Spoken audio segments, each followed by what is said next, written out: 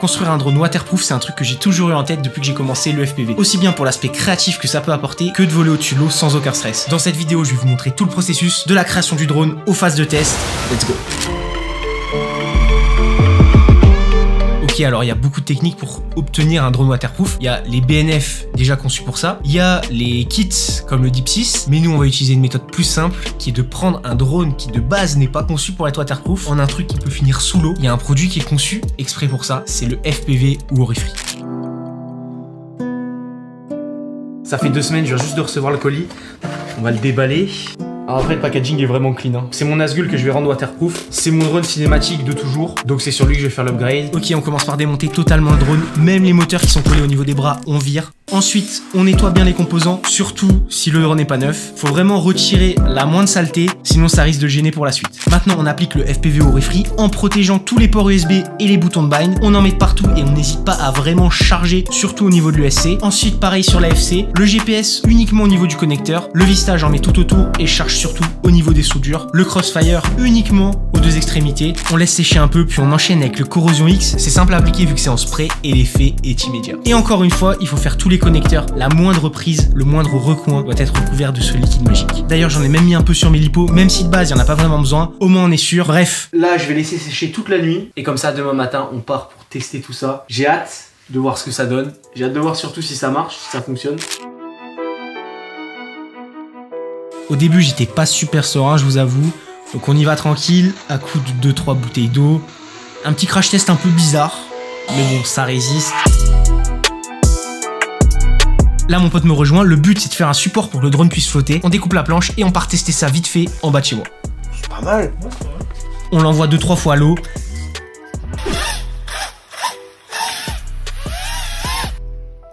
Ça flotte, mais pas à l'endroit. On s'en fout, on n'a pas le temps. Le lendemain, on a rendez-vous assez tôt pour tester ça dans un vrai spot. Et là, c'est trop kiffant. Le truc décolle, je le fais plonger sous l'eau.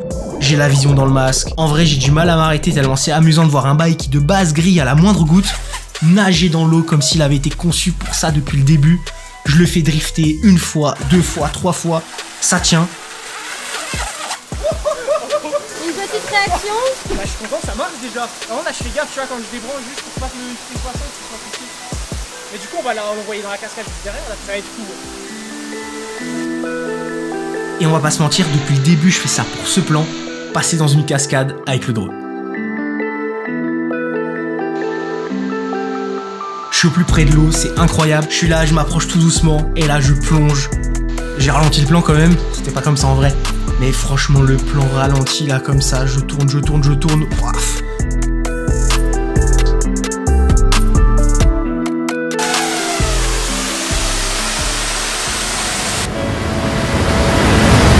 C'est incroyable.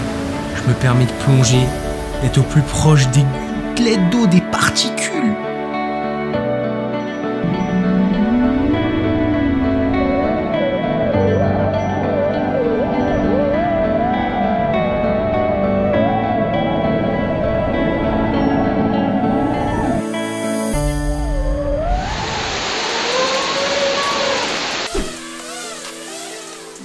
Ouais, c'était stylé là. Il est bien trempé le bouc, hein. Ouais. Et il est goûté. Ok, maintenant on va passer au niveau supérieur. Le but, c'est de faire sauter mon pote du pont, de faire un plan avec le drone et de finir dans l'eau avec lui. Il se présente sur le pont et c'est parti, je fais décoller le drone. Là, je m'en veux un peu, c'est le charbon. Il se dépêche de nager pour pas que le drone soit emporté par le courant juste après être sorti de l'eau. Le premier plan, j'arrive à être vraiment proche de lui, mais je coupe trop tôt les gaz. Et j'arrive pas à voir le moment où il rentre dans l'eau.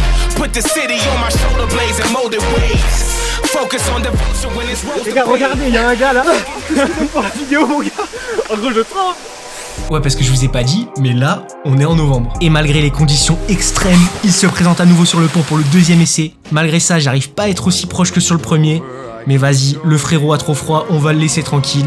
Donc on décide d'arrêter. Vas-y, le moment, parce que des vidéos comme ça, en novembre. Novembre, c'est bien novembre. Je vous ai menti parce qu'on va pas s'arrêter là, je pars dans les Pyrénées et c'est là que je vais perdre ma GoPro. On va essayer de plonger, de dive direct dans la cascade. Le problème c'est que quand j'arrive là-bas, ça fait 3 mois que je m'amuse avec ce drone, je suis confiant, je me retrouve au pied de la cascade d'eau, 275 mètres de haut avec un bon débit, je me setup comme d'hab. Surtout dans ces moments-là, mon gars, je vérifie 2-3 fois que tout est bien en place. Je décolle et c'est parti, je gravis la montagne.